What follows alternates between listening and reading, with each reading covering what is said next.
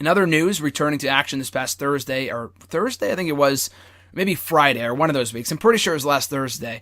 At an NXT live event, Hideo Itami is back from an injury after almost, I think it's been maybe 14 months. I think he wrestled his final match in April of 2015, and then he got hurt. Might have been shoulder surgery, I think it was, and he underwent multiple surgeries, some unsuccessful, and then he finally came back to action this past week at an NXT live event.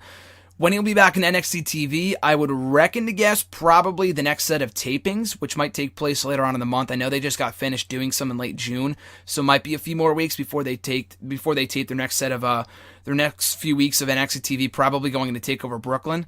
But yeah, Tommy's back. Great to see that, and he kind of went under the radar in recent months, and people were speculating whether he was even still around because he's been gone for so long. Like I said, 14 months is a long ass time to be gone for.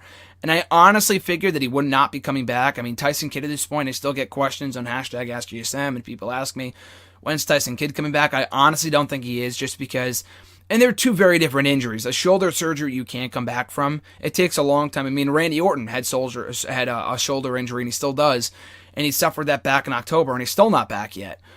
But a neck injury is very different. That's why I don't think Tyson Kidd will ever be back in the ring, unfortunately.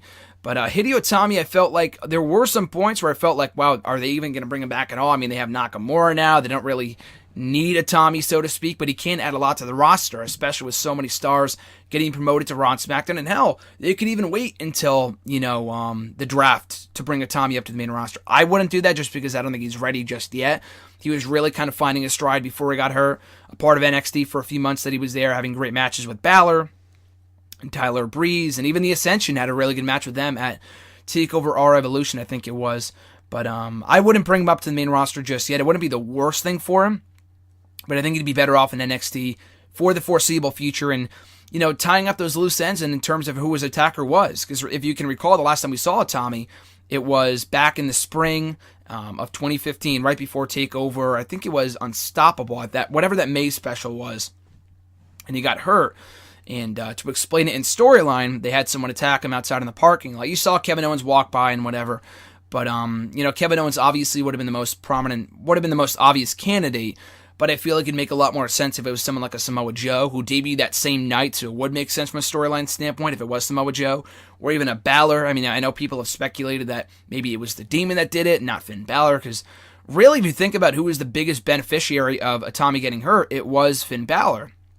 In Itami's absence, Balor won the number one contenders match that same night that Itami got hurt to become the number one contender to the NXT Championship, won the NXT Championship in Japan at that Beast in the special, which was a year ago yesterday, a great special. I just rewatched it on the network. It's awesome. And then he went on to reign as the NXT Champion for almost 300 days. And, arguably, probably, it really was never really confirmed by anyone from what I saw, but it is safe to assume that had Itami not gotten hurt, he probably would have been the one to win the championship in Japan and not Balor. So who knows? And we'll see where he if he can pick up where he left off once he returns to NXT TV in the next few weeks. But it's going to be interesting. Like I said, hopefully they kind of tie up those loose ends. And it's NXT. I'm not really worried about that. This is not the main roster. NXT always kind of alludes to past storylines and past feuds, and they acknowledge shit. They don't ignore it.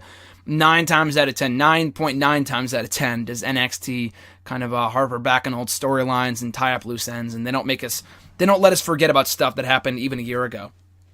So I look forward to seeing Itami back in action, and like I said, no better time for him to be back than right now, with guys like potentially Nakamura, definitely Balor, maybe an Austin Aries or Samoa Joe or whoever else in NXT getting called up in the near future.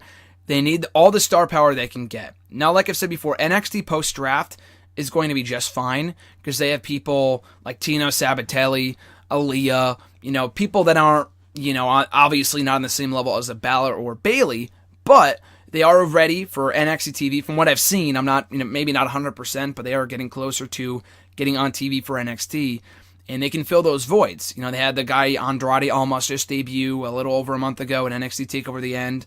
So they have people waiting in the wings to debut, or like a Christopher Gerrard, whose new name is like Oney Larkin or something stupid like that he just won a match in NXT. I think not last week, but the week before that. And so we'll see, those people hopefully get a more prominent role on TV after all the call-ups and whatever. And it could range from 1 or 2 people to 5 or 6 people, including the women, so you never really know. But the point I'm trying to make is that with all these people probably going up in the near future, Itami is in a perfect spot to kind of fill that void and enter the NXT Tag Team, or rather the NXT Championship picture, sooner rather than later, in a match with Joe or even Nakamura would be absolute money.